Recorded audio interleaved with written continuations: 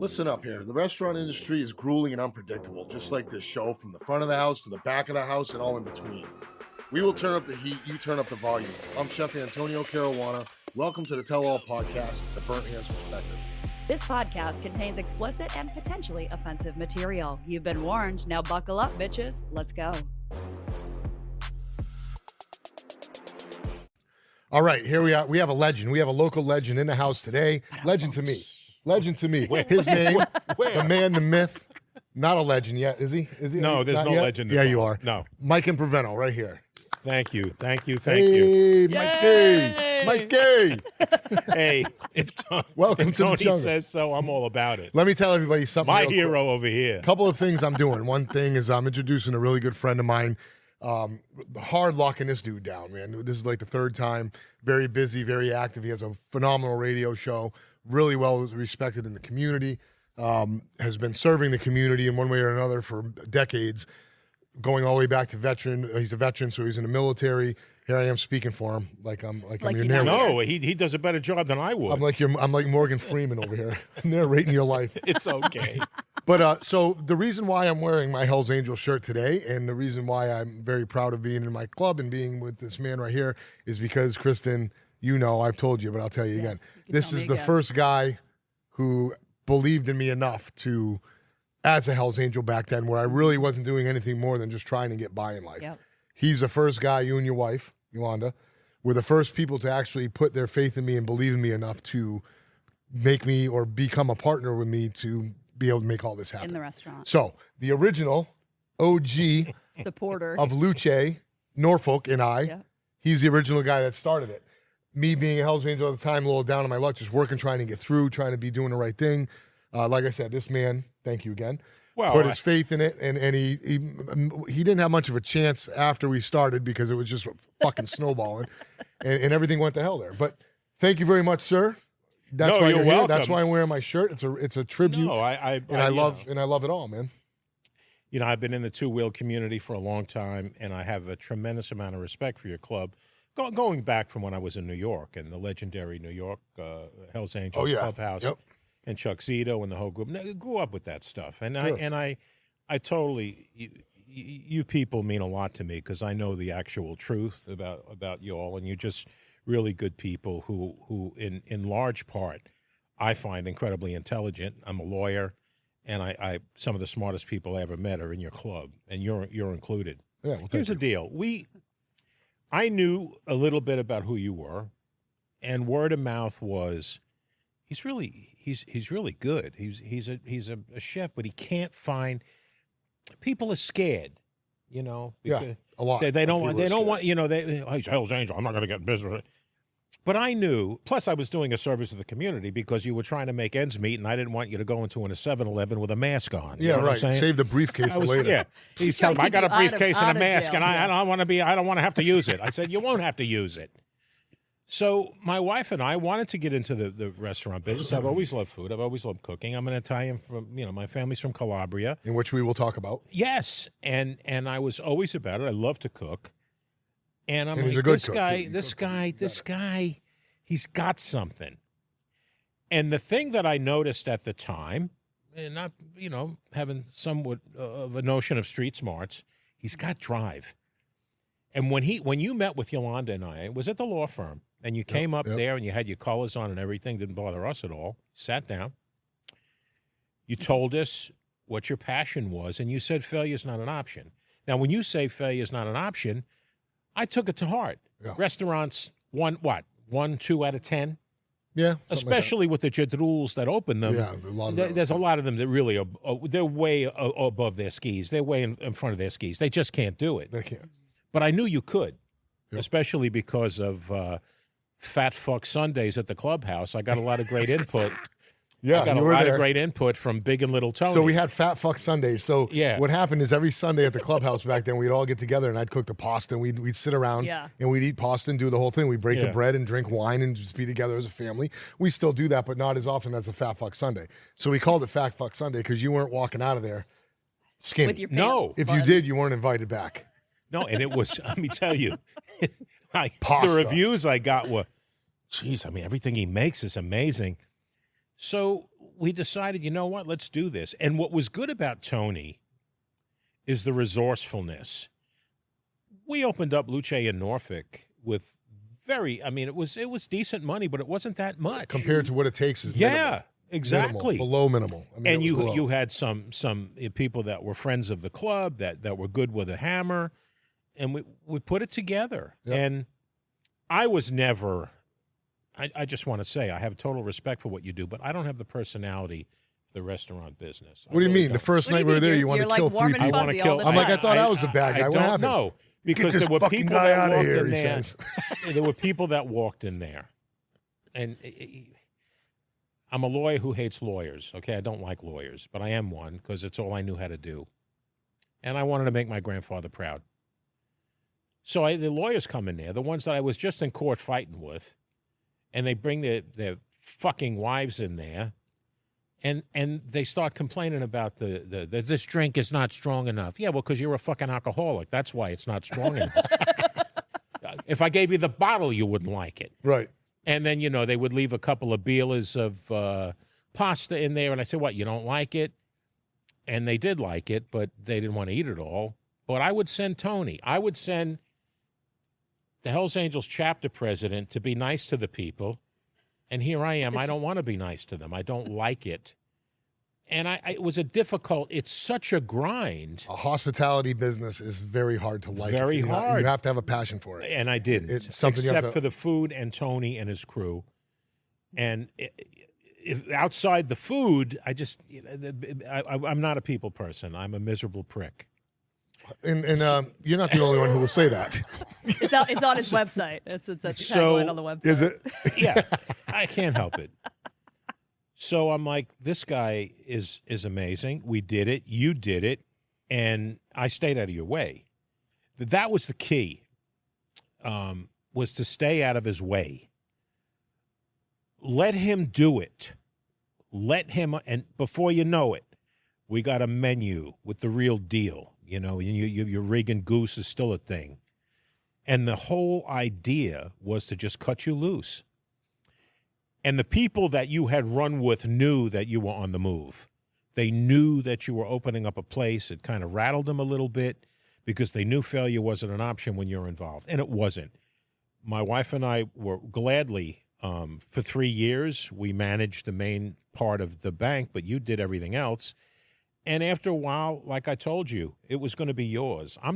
It's not for me. Well, if it was for me, the place would have been out of business because I'd have had people throwing through the door. Yeah. And let me tell you, without all that starting, dude, we would not be sitting in here. So you had a huge influx in all this. This is yes, of course, I opened up this one. I moved on and everything, but it wouldn't have started without that. So think about this. Think about all the times, the shit we had to go through because I was a Hell's Angel. The city, the fucking law, the ABC commission, the lawyer of the city, everybody, just because I was who I was. That's where I helped. That's where he helped as a lawyer. There would have been no fucking way they would have given me anything. It was such a bias. It was such a biased situation. That little dust up over the clubhouse in Norfolk or whatever. Let's not cry over spilled milk. But it was I directly. I had litigated with the city attorney's office for a long time. I knew the city attorney and the mayor, and I basically told them, this is a good guy who's talented. Granby Street needs this now. It was a good time to be on Granby Street because everything was starting to build up. They were putting apartments around. I said, he's going to bring people, and I got this. I'm going to answer for what happens in the beginning. Chief of police comes up to me and goes, we're going to keep an eye on it. I said, what the fuck you think it's going to be? Yeah, well, you come in and eat some food. Now he knows. And I said, you do what you got to do. He said, no, I don't mean it that way. I said, this is going to work. It's going to be good for the city. And they didn't get in the way. No. That's one thing. Yeah, we helped with the startup money. We also helped with interface with the city. But then you took it from there. You fit right in. They knew, hey, this guy is not a risk.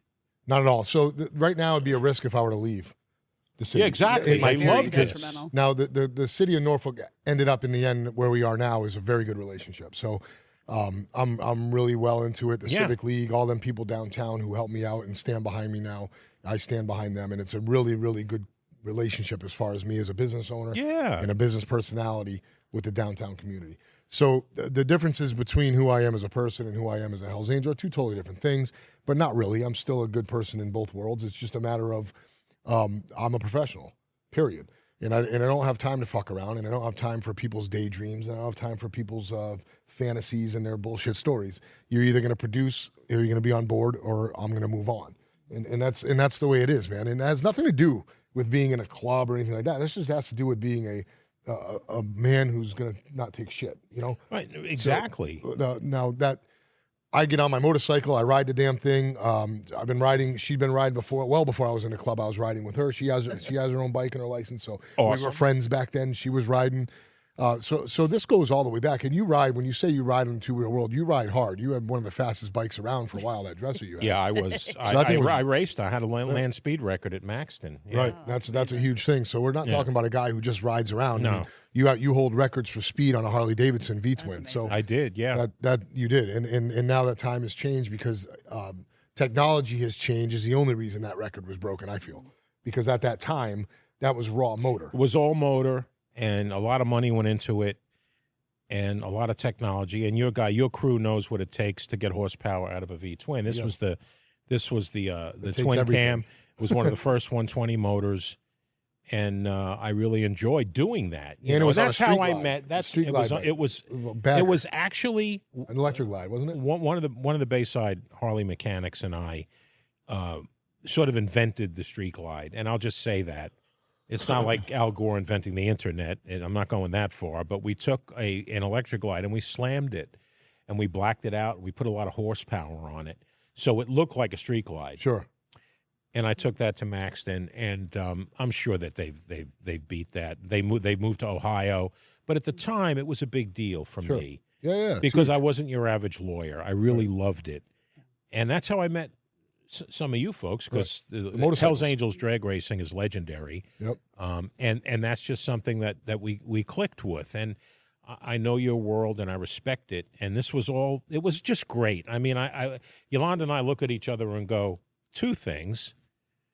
We unleashed somebody very important in the community who understands Italian food and the real Italian food, and we did a good thing. I mean, that's what Yolanda and I do. I mean, we help people, and we do it because we believe in them, and I think it worked out great here. I mean, we love this. Yeah, I love it too. We love that you did this. Forever grateful on that. So let's talk about the food now. Let's get into the food, because we can talk.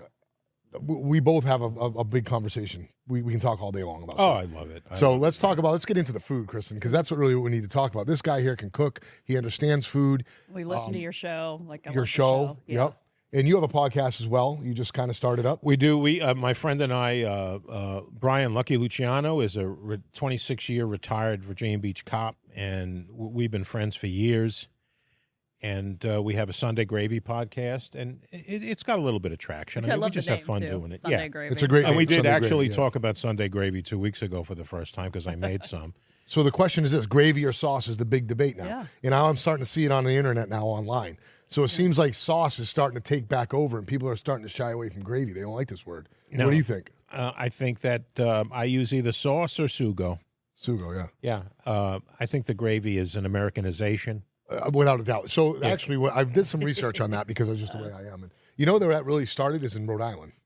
So that comes from Providence, Rhode Island, Federal Hill. Oh, I didn't know that. Yeah, gravy started there and then moved its way around. People in New Jersey use it a lot too. Okay. But it really started in Providence, made its way down. You had some guys that were, a little on the other side of the law back in the day. Maybe Providence? Mayor Cianci? What, are you kidding? So they would. He got indicted and got reelected. So they would bring it down to. They would bring it down in New Jersey. That's where it kind of took off. But anyway, the gravy, to me, I'm not down with it. I don't like the word. Nope. It's not gravy. Gravy goes on steak or meat or fucking chicken or turkey, right? It's mashed potatoes. Ridiculous. Don't get me wrong. I love a good brown gravy. Yeah. But when it comes to sauce, a sugo, right? Mm-hmm. Yo, let me tell you something. Every different region, you're a Calabrian. You're Calabrian by descent. Yes. Right? And Mezzo Siciliano, but I never knew that side really.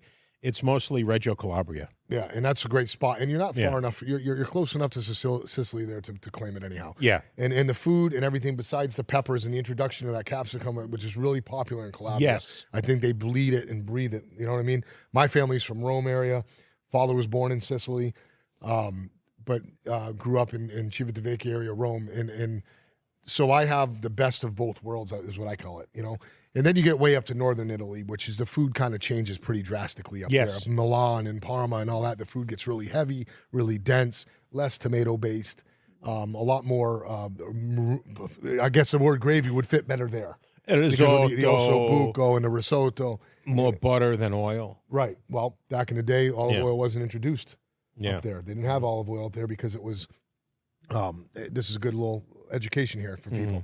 So back in the day when there was when Italy was kingdoms, they would stay within their kingdom and they would eat within their kingdom's means, right? Whatever's indigenous to their land. Well, south olive trees needed the heat. They grew in the south, so olive oil was from the south. It didn't make its way up. So up north they use a lot of lardo and fat and butter, and that's how they cooked. So that's why the traditions of the northern Italian food are more along the lines of that Austrian border and Germania and all that stuff from back then. Now, that is why the northern foods in Italy are so much butter-laden and cooked and stuffed pastas and rolled with cheeses and mascarpone and all this stuff. That is because the olive oil wasn't even introduced to the north on the regular back then. Down south, olive oil was used because butter was the opposite, right? That's right. So cucina povera. Yep. It's amazing stuff. So there's so much history coming out of Italy in Italian food that infects the world. Affects and infects, really, because it's infectious. It has in many different ways.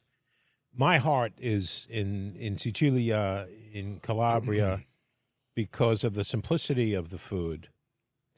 But just because it's simple doesn't mean that it's easy to get the right balance.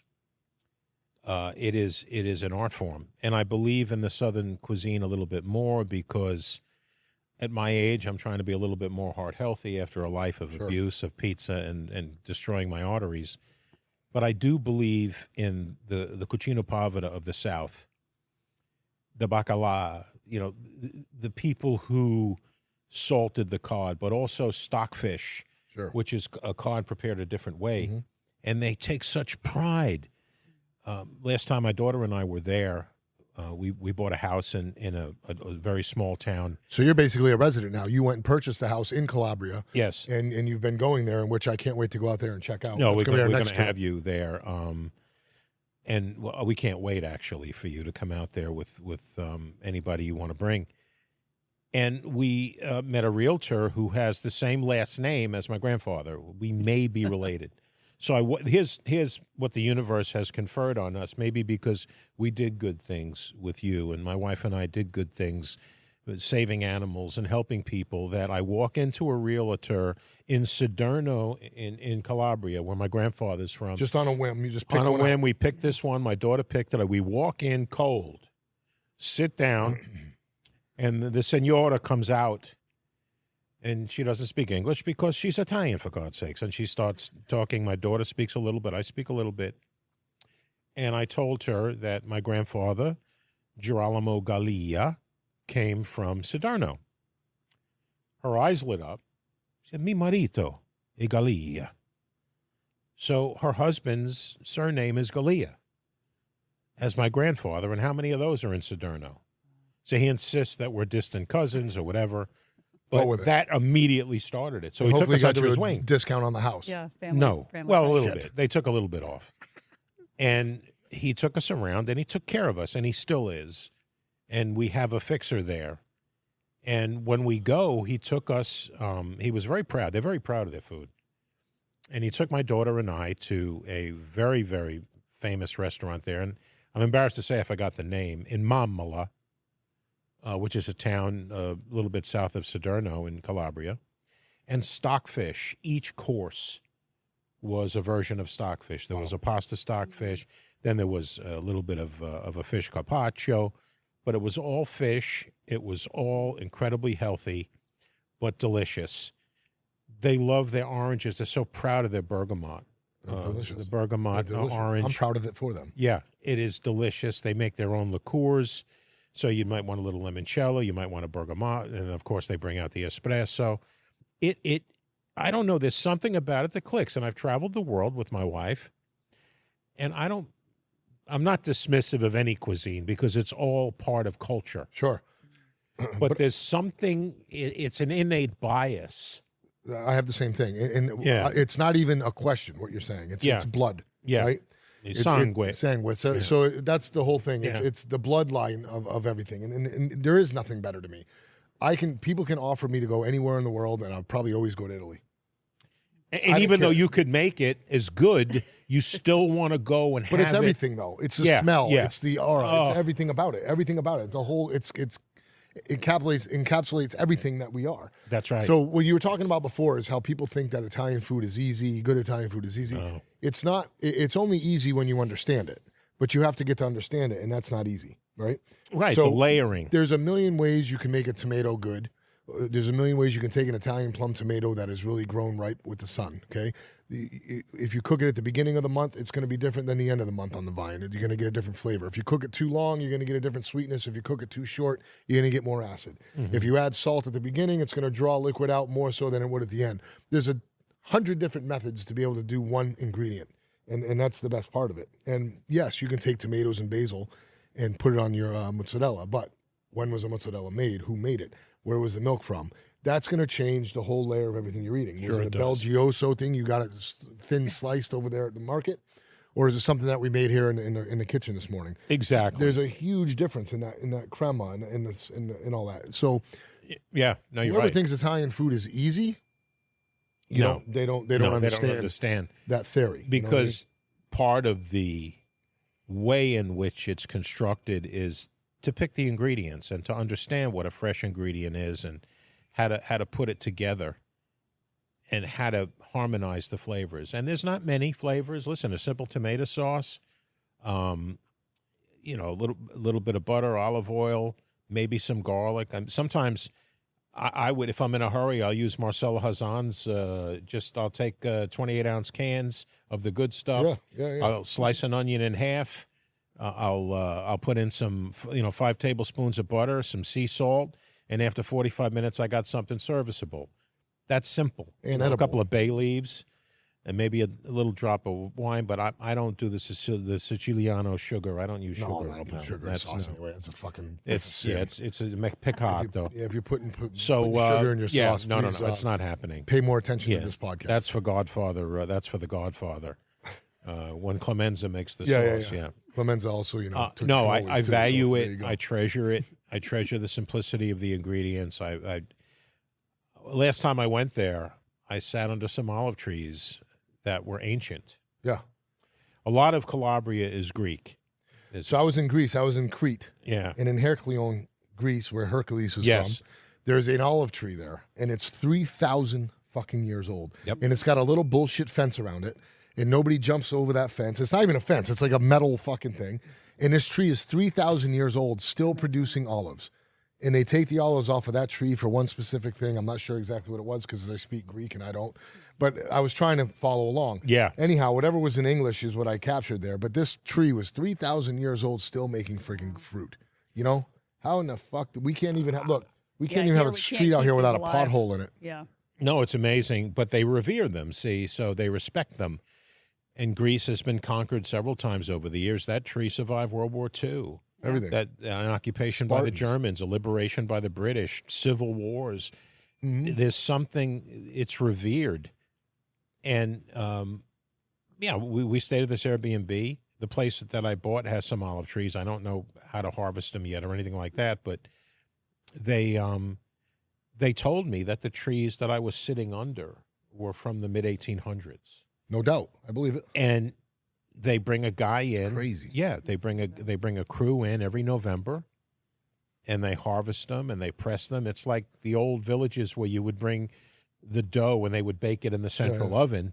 Well, if you bring your olives, they'll do that first press for you. Wow. And I think they keep the pomace, or they keep so it's just, I love the simplicity of it. I love the fact that for them, I mean, he told me he could tell when I got there. He said, Michele, piano, softly. He said, you're so stressed. Relax. When I get off the plane, he says, you have to learn, and he said it in Italian, but loosely translated, I mean, you have to learn how to live here. Yep. Piano. And like my daughter and I were looking around from noon to 2. We couldn't buy anything. They're all gone. Yeah, you better be not hungry. They're home or have food in your hand. They're home eating a fresh cooked meal. They're not rolling through a Burger King. That's right. They're home making a little pasta. And listen, they eat pasta because they walk everywhere, and to them it's moderation. They'll eat a little bit of pasta, aioli, whatever. And Mike, I got to be honest. I eat pasta every day. They're not huge. I eat pasta every day. No, you're in great shape. I can't help it. No, but well, of course, because in moderation it's fine. And that's what they do. They eat fresh. They look at our ingredients and ultra-processed foods. Like in our country right now, RFK Jr. says we're going to wean everybody off of ultra-processed foods. The Hot Pocket, all that nonsense. That's a great conversation, and we can go all day on that. But one thing I'm going to say is I think about that all the time and how nice that would be. But is it even fucking feasible with the way people eat now and don't have any expectations for what good food is? American culture has lost any type of touch with real roots of food. Italy has roots of food, flavors. Like I said, it's in our blood. We know what we like to taste. But when you grow up in an American household, you're from Midwest, Kristen, right? So when you grew up, what really is there to look forward to that Americans have? Right? Yeah, you're used to it. And we've had this conversation before. So I'm the only person on the planet who had an Italian grandmother who couldn't cook. So I did not get the luxury of growing up with good food, unfortunately. We had very basic food. We ran a farm, so it was eat when you could. It was just basically grab shit out of the fridge, whether it's a peanut butter and jelly sandwich or some cereal, or if in my case, like a whole bag of Snickers. Like they didn't regulate what I ate because we were burning it off outside. Yeah, so it was just my mom would make one meal a week, and that you ate that all week. So it was like a pot of spaghetti or stew, a pot of it was just beef and rice. I mean, that was it, and you ate that for 5 days. But it was fresh made. So at least some of it was fresh. But we were used to, like you said, the palate of it was. I didn't know good food until I moved to Virginia because I had never even really eaten in a restaurant growing up. We had we had a Big Boy, a McDonald's, and that was it where we lived because it just wasn't a culinary area, and we didn't have the heritage or the family to introduce flavors to us. And that's exactly what I'm saying. So right on the head there. So a Hot Pocket to me is garbage in all kinds of ways. I don't like it. But however, it is designed and fabricated and scientifically put together to enhance every taste bud in the normal person's mouth who doesn't usually get taste. Salt, crunch, crunch, spice, tang, everything that's supposed to be in a fucking mouthfeel that they've never had. To them, it's good because it's waking them up. You know what I mean? Since when was pepperoni red? Since when was pepperoni a meat? I'm just saying. I mean, the Americans are eating a pepperoni pizza. They're eating God knows what red dye in a pepperoni. Yeah, I think it's generational, but my hope is that the beauty of making a meal, I find it's communication. I'm not the best communicator. I'm not warm and fuzzy. But when I make a meal for somebody and I hand it to them, it's my way of communicating. It speaks good. My daughter and I sometimes, I'm not as warm and fuzzy as I should be with my own Ophelia, my own daughter.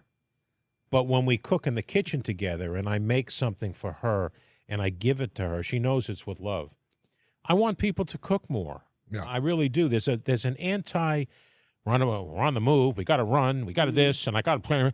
I want people to cook more. Whatever it is, I want them to take the time. Fuck down a lot of people. Yeah. Yes. If you get back to the Sunday meals with your family, whether you're Italian or not, we're going to talk Italian all the time, but everyone listening to this isn't Italian. So a Sunday meal is a Sunday meal is a Sunday meal, okay? Sure. Yeah. Whatever is on your table, if people would get back to that. I've had a lot of American friends, and I've also had some American Sunday meals too. But there's nothing better, even on that, a fucking pot roast.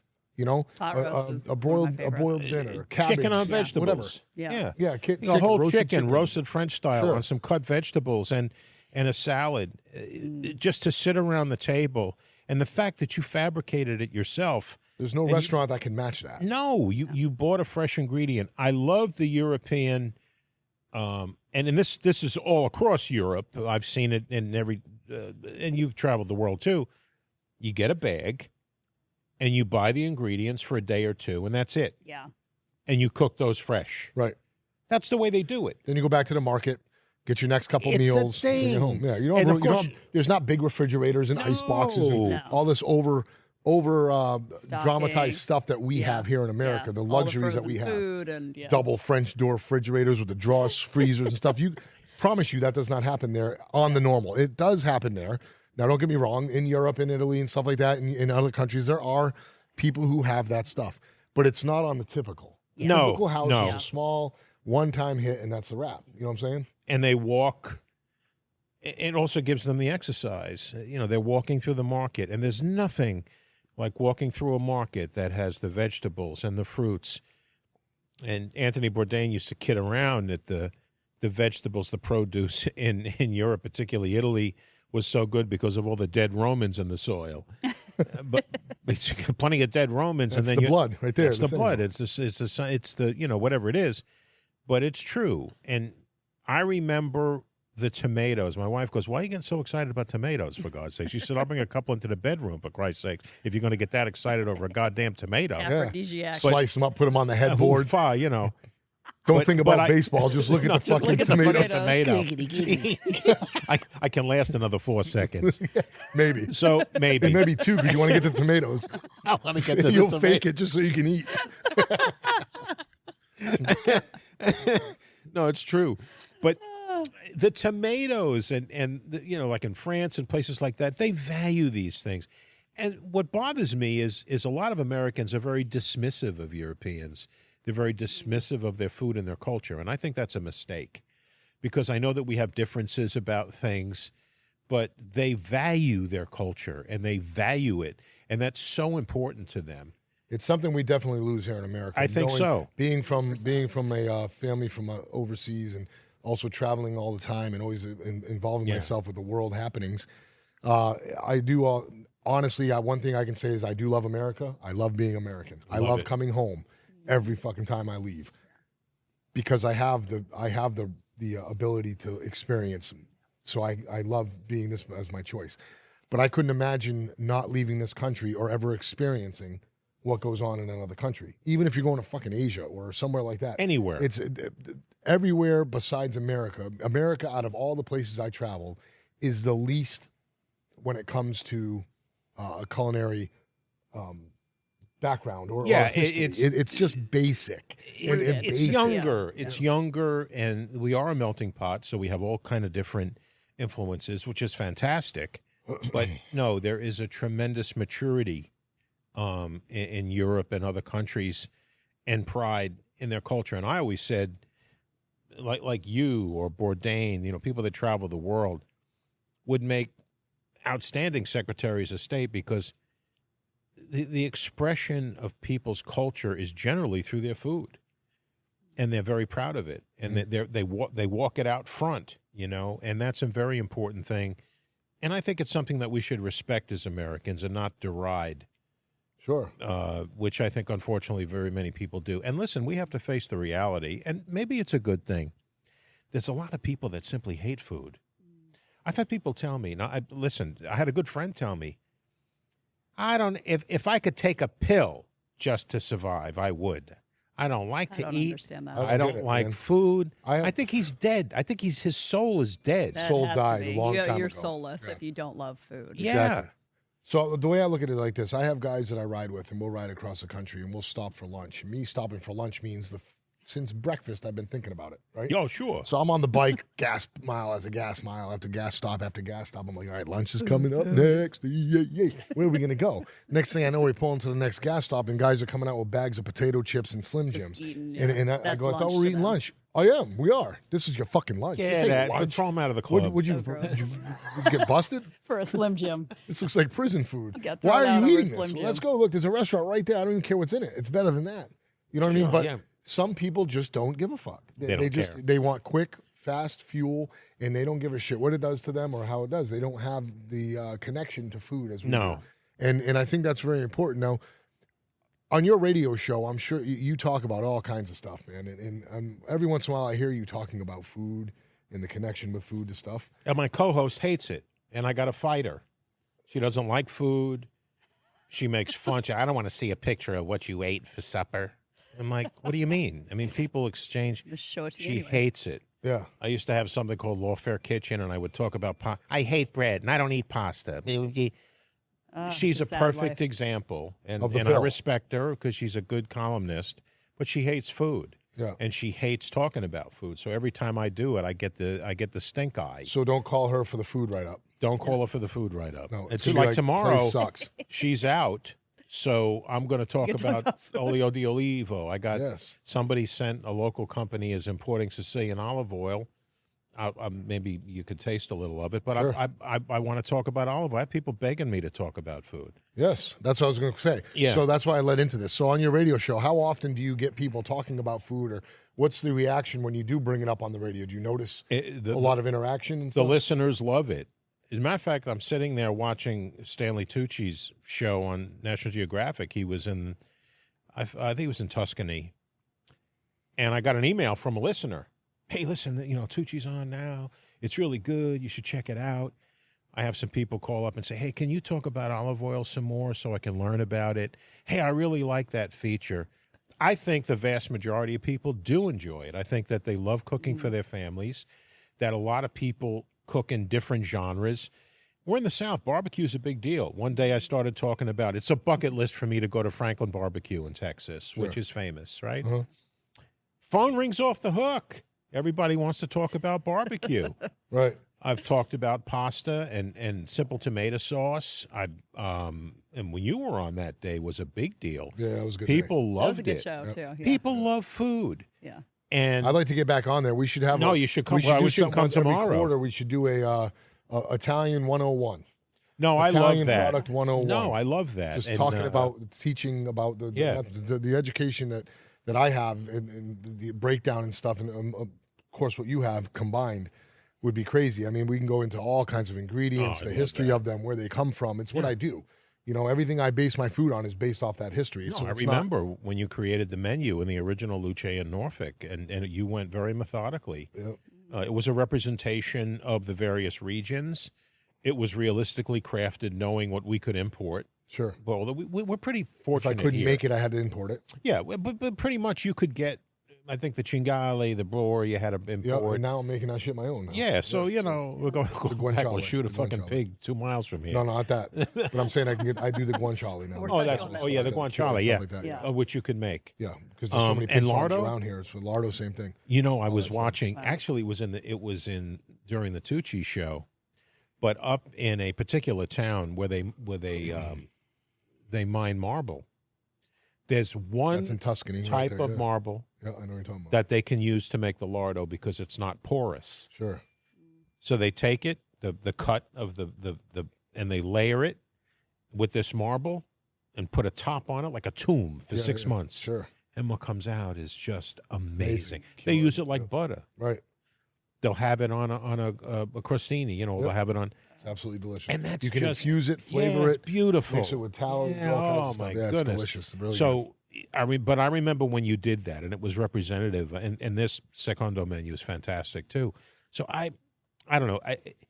It's hard to communicate with someone who doesn't get it, but I think so many people get it. Just look at the success of the food industry. It won't stop. It won't No, stop. in just keeps media, every show, every station now, even station outside of the Food Network, stations that you would not traditionally associate with food media coverage. National Geographic, for God's sakes. Right. The History Channel. Sure. They're all because it is important with people. There's a resurgence of an interest in cooking and ingredients. And that's a good thing. Like going back to what you were saying, where you Yeah. wish more people would cook. I think that is the case. Yes. It's Oh, they making it do. easier with social media and Instagram and all these Getting Instagram inspired. chefs Right. who are putting out their, our friend Matt Price is really good at this. He'll put out some phenomenal recipes that you could just watch him make and can do at home. and Yeah. good at home. Then you can get on his YouTube or you can get on his Instagram. Wonderful. Email him and he'll help you. Yeah, Yeah. wonderful. But people can Yeah. make these things now much faster. And the restaurants that are out there now, unlike myself, are going the quick route to try and make money to pay their bills. Me, I'm not going to ever do that. I'll shut the place down before I have to sacrifice quality for quantity. You know what I mean? Absolutely. And if there's more quantity needed to pay the bills, then I guess I'm not going to be able to make it. We're going to have to slow down. figure something out. But I'm not going to destroy my food, my recipe, my beliefs. No. In putting out a shitty product. Yeah. You know, the sous vide, which is the slow cooking. Under time. And I remember the pulpo, the octopus served here in that way. It's wonderful. And the love that goes into it, it's important to me. It's important. And my wife, who, you know, she was a single mom, raised a couple of kids, husband left, and she cooks. Yeah. She's vegetarian now, no? Yeah. So that's even a more challenging thing for you, not being one. So being in order to make that food good, you have to have an understanding and respect. It gives me an excuse to make 2 dishes. Exactly. Plus, it gives you an excuse to learn how to cook something. Yeah, new. so I'll make a linguine alla vongole for me occasionally. I'm not all the time, and then I'll make it for her with a little bit of oil, some garlic, or maybe I'll take eggplant and I'll roast it, and I'll make that pasta with eggplant. And once in a while, maybe she'll have a little bit of cheese because, listen, it's from the heart. And that's what we do. And she's into it, where when we go overseas, she knows what good food is. Sure. And she won't eat anything she'll take a forkful. If she doesn't like it, boom, that's it. She's not going to eat it because it was put in front of her. Right. Yeah. And I respect that. Sure. And she loves this place. Absolutely. Great. Yeah, she does. She's great. Yeah. Well, listen, how can we can talk about this shit all day long. And is there anything else that you want to ask? No, I this is like the kind of relaxed kickback conversation where I get to just listen to both of you talk about what she's you got love, a beautiful smile. which is great. So we can that's where the ratings come from. Yeah, and the dimples. So I'm no matter what I say, she makes it look good. Yeah. So I can just say the worst shit in the world and just put the camera on her and forget what I'm talking about. What was it? Robert Plant said it. Smile and wave. I think it was Robert Plant said it when they were filming a concert. He said, "Keep the camera on the money." Yeah, exactly. I think it was Robert monies, Plant said, "Yeah, whichever. keep the camera on the money." Depends where you're looking. Because they were starting to highlight the drama or something. He said, "No, keep it on the money." So There you go. And But yeah, I mean, locally, I mean, I think a lot of people, I mean, most people do your show, but where can they find everything to find and listen and support you back? I'm on from 6 to 9 every day on AM 850, WTAR 96.5. The Sunday Gravy podcast that I do with Lucky Luciano.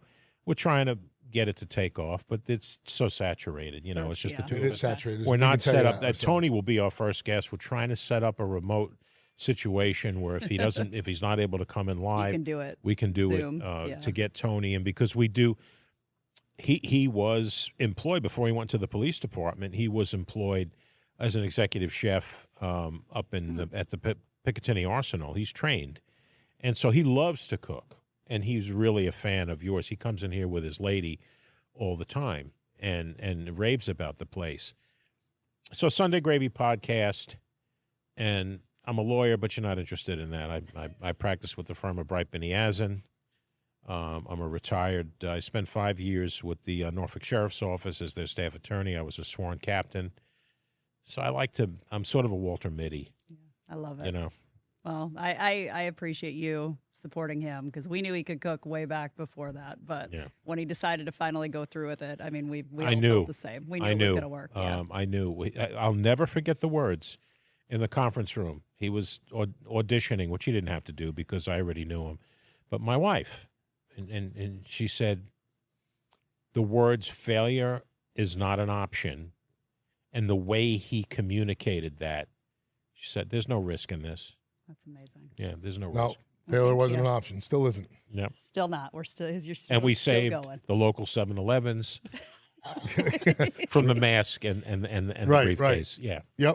Yep. So Thanks for that. anyway, with that being said, no, you've been a great friend. You've been a great help. You've been a great assistant and partner, and just a straight up inspiration. Thank you. I appreciate everything you've done. You've helped me in the courtroom quite often as well. He is a lawyer.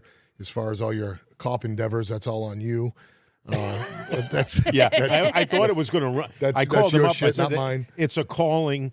I hope the fact that I'm wearing a badge that we can still." He said, "Come on." He said, "Of course we can." Well, that happened after though. Yeah, it happened It after. happened I after, didn't ask so- his permission, but Yeah, no, that happened after. But So afterwards, I said, "Listen, I got sworn. It's always been a thing. I wanted to do public service. I said, hey, that's your can I business, still buddy. consider you a friend?" But he was hesitant, because. But I'm very happy that he did not. No, it's great, man. You do what you got to do, man. Yeah. Listen, at the end of the day, we go home and go to sleep. Yeah. And that's the end of it. So, and then we eat great food. That's We the eat way it great works. food, and we So- cook Cheers great to food, that, and we love great food, and we love who we are. Sure, absolutely. All right. Well, listen, Mike, it was awesome. Thank you. Thanks for Thank your time, you for bro. the I honor. appreciate you. Ciao for now. Ciao for Not now. everything. Ciao for now. That's Arrivederla.